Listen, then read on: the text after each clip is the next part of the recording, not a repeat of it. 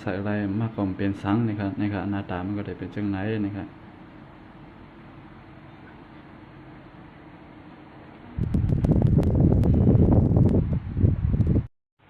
นะครับมาสงครามเมื่อได้ก็ได้อ่อนเอาได้ก็ได้เสียเขามาเฮ็ดกินโถ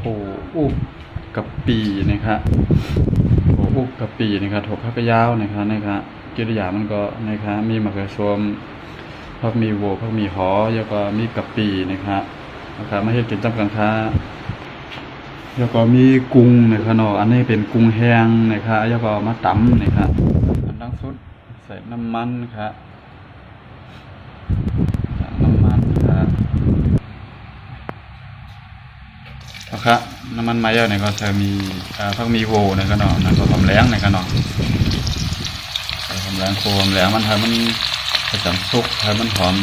มเยอะแต่มันจะมีหอนะครับมีจำซุกแล้วครับแต่จะมีหอเยอะนะครับก็นะครับมีหอ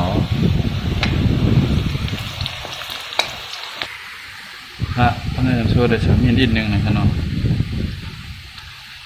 มีนิดนึงนะครับอันนี้ก็ซุกเยอะก็ใส่กุ้งนะครับเนาะกุ้งเยอะต่ำไว้นะครับเนาะกุ้งใส่กุ้งเยอะก็ในก็ได้ใส่กะปิเหมือนก็กะปินะครับเนาะให้มันหอมๆนะครับ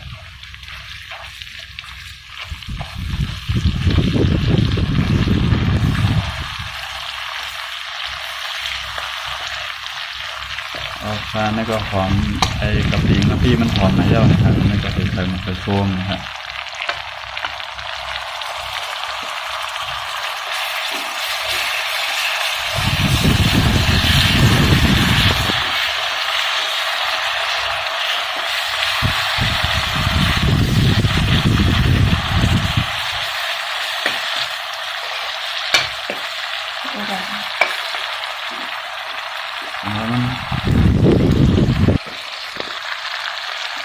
นี่ก็มันติดเชียงต้นโมมันอี้กับสมน้ำนะครับมันจะให้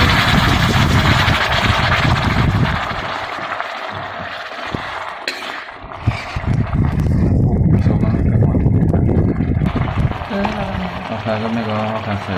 เกลือของร้านนะครับเกลือ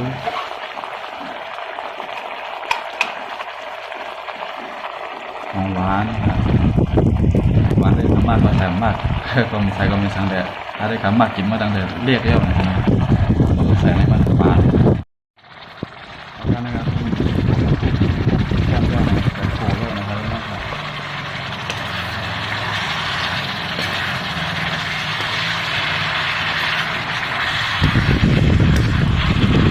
โค้งนี่ไว้ก่อนนะครับ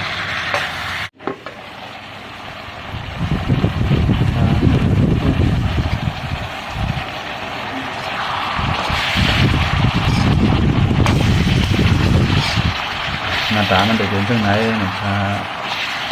อันนี้ใส่กะปินี่ทะเลมากนี่ก็ใส่ก็ไล่ทำเอาทะเลมากก็ปลูกหนังเมืองเฮาก็ไล่ในขนมใส่ก็ไล่นะครับอันนี้ก็อยู่ที่หมักด้วยนะครับ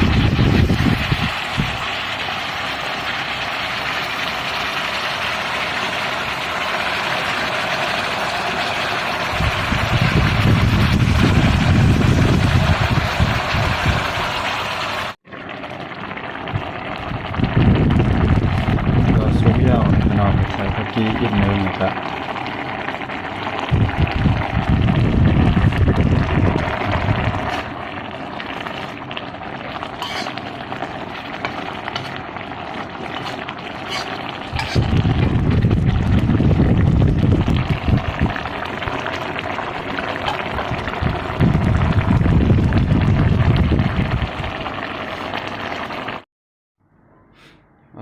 นะครับโถเข้าก็ซุกเย่าพร้อมกินเย่านะครับโถอุบใส่กะปิใครใส่ก็ใส่ก็เป็นสังของเขาเพิ่มมากก็ใส่อะไรมากก็เป็นสังนะครับหน้าตามันก็ได้เป็นจังไหนนะครับ